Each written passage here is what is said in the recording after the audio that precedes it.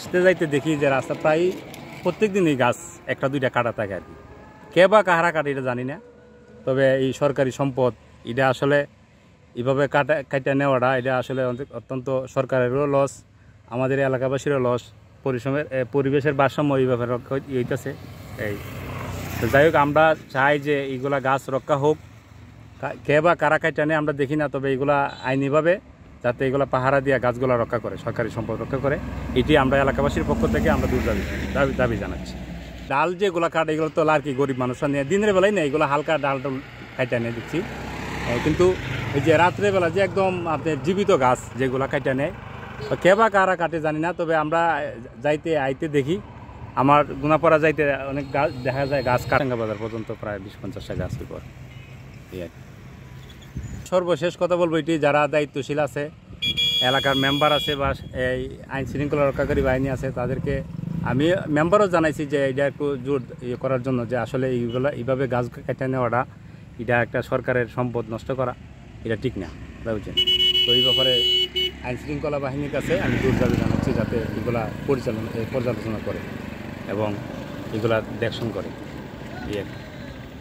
পাইলে তো আটকাইলাম, ওই পাইলে কু আপনি খাতির করবেন, এটা আপনার আমার দেশের ওই ক্ষতিকরণ, এটা খাতির করলাম। আমরা তো বাইরে রাত্রে কোন সময় করার দিক আসছে,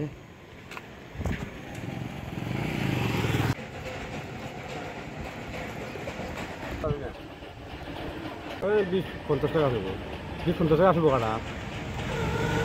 আর সরকারি মাল একজনের মাল একজনে কাটবো করে না কাটা চাইবেও বললো। উত্তরা রাতের বেলা কেটে নিয়ে যাচ্ছে, এই বিষয়ে আমি উপজেলা নির্বাহী কর্মকর্তা মহোদয়কে আমি চেয়ারম্যান হিসেবে অবগত করেছি, ওনাকে জানিয়েছি, উনি বলেছেন বন বিভাগের সাথে কথা বলে ব্যবস্থা গ্রহণ করবেন। চেয়ারম্যান অফিসে এগুলো বা এগুলো চেয়ারম্যান তো আমি নিজেই এগুলোর বাদী হয়েছি, আমি বাদী হইয়া ইউনুস স্যারকে জানাইছি, এবং পুলিশের বিষয়টা আমি নিশ্চিত না, এগুলা বলতে পারবো না, কারণ পুলিশ তাদের ডিউটি তারা করে, পুলিশও চায় না যে সরকারি গাছ কেটে নিয়ে যাক তারা। না আমি অভিযোগটা করছি, আরও গাছ কাটার পরে আমার যে ওয়ার্ড মেম্বার আমার অবগত করছে, এবং আমি নিজে গিয়া দেখছি গেছি এবং পরিদর্শনও করছি, এবং ইউনুস স্যারকে জানাইছি আজকের থেকে 1 সপ্তাহ 10 দিন আগে যখন গাছ কাটছে। আইন শৃঙ্খলা মিটিংয়ে এগুলো আমরা অবগত করি নাই, কিন্তু এই আইন শৃঙ্খলা মিটিংয়ে অবগত সামনে আমরা করবো ইনশাল্লাহ। আর বিষয়টা হইলো, আগে একটা গাছ কিন্তু কাটছিল, কারণ রাতের আধারে আমরা কিন্তু জব্দ করেছি, পুলিশ যে জব্দ করছে গাছটা।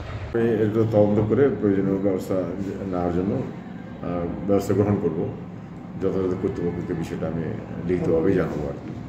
ঘটনার সত্যতা যাচাই করে আমি এটা সংশ্লিষ্ট থানার ওসি সাহেবের কাছেই জানাতে পারবো যে এরকম একটা সরকারি সম্পদ মিসিং হয়েছে, আপনি ব্যবস্থা নেবেন।